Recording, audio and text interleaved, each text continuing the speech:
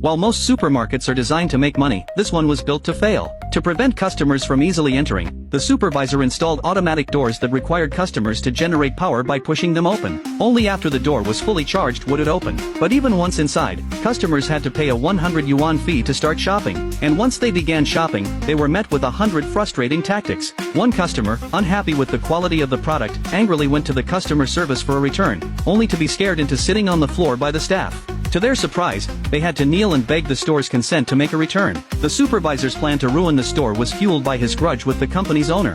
He decided to bring about its collapse as revenge. Instead of hiring experienced or capable workers, he hired only the most incompetent. 2 applicants walked in, declaring they were trash, useless. The manager was about to turn them away when a thug suddenly barged in, claiming to have had an allergic reaction to fish bought from the store. The manager explained that the supermarket had been struggling and hadn't bought any fish. The thug hesitated, then said it was the canned fish from the store.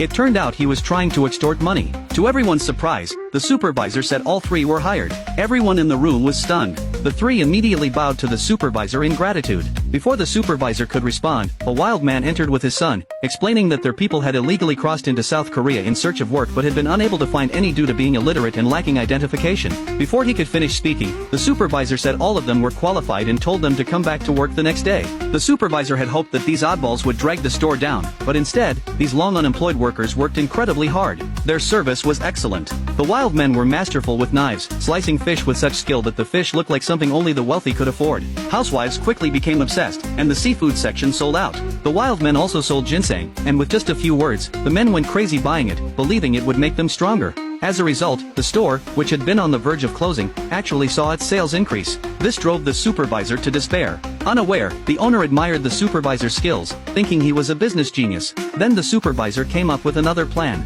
He removed all the shopping carts and had the wild men carry baskets instead. To buy something, customers had to pay a 100 yuan human shopping cart fee. Thinking that no one would come, he was shocked to find that even more customers arrived. The supervisor completely broke down.